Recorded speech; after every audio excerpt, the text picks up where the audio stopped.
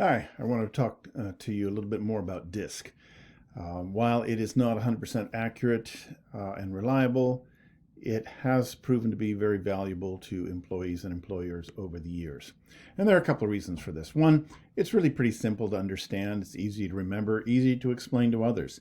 I've done the Myers-Briggs and it's no more accurate or reliable, but it has 16 different personality traits and I find it just too complex to remember all of that, much less explain it to somebody else.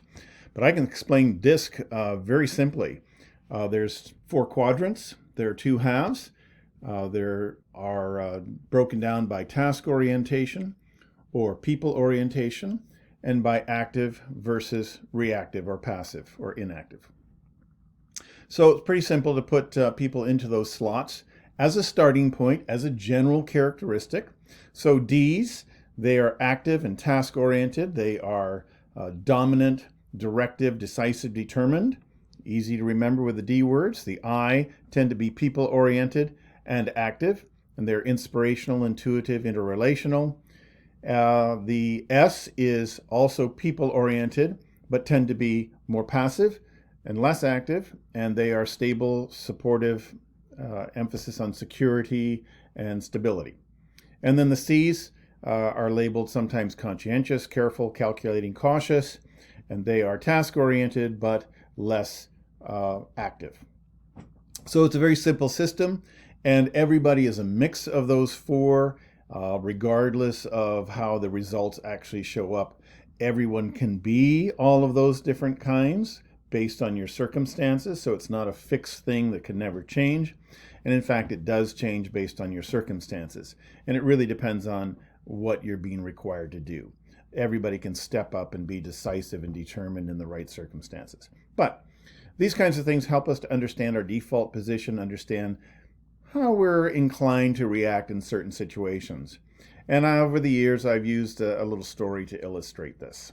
So years ago, I lived in Alberta. I could see the Rocky Mountains out to the side of my window, and I'd say, the D is the one who's going to look out there and say, you know what?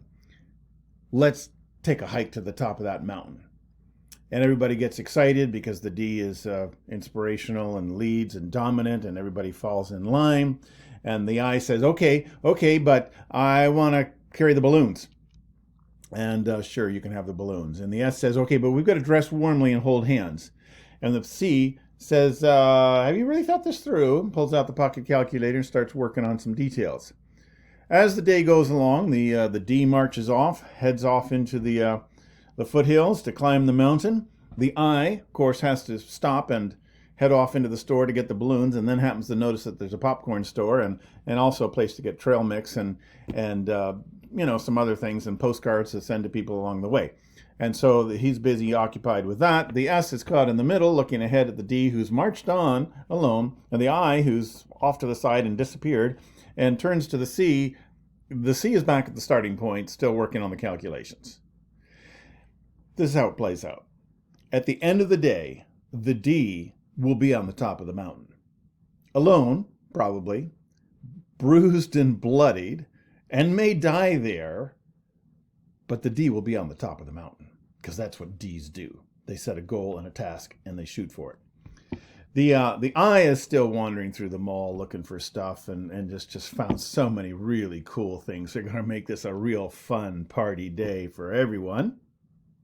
The S is stuck in the middle because the team is now completely broken up. Nobody held hands the way they say they would. The whole thing is chaos. This is not the way the day was supposed to go, and this is very upsetting. And of course, turns to talk to the C about it. The C is back at the starting line with the pocket calculator working out the details because nobody thought about the weather. Nobody thought about the pace that we would hike and the distance to the top of the mountain and the height of that peak and the temperature up there, and the appropriate clothing and the first aid kit and a number of other things that everybody who has a C personality recognizes we all need to survive.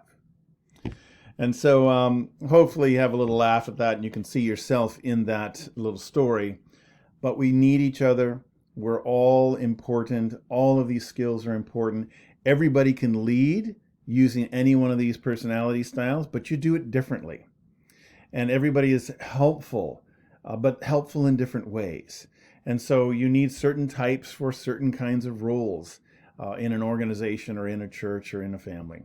So I hope you enjoy the personality type that you are and the people around you, and you learn from them, and you learn to respond to them in ways that they find helpful.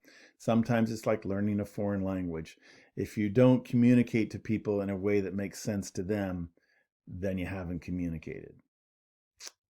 Thanks.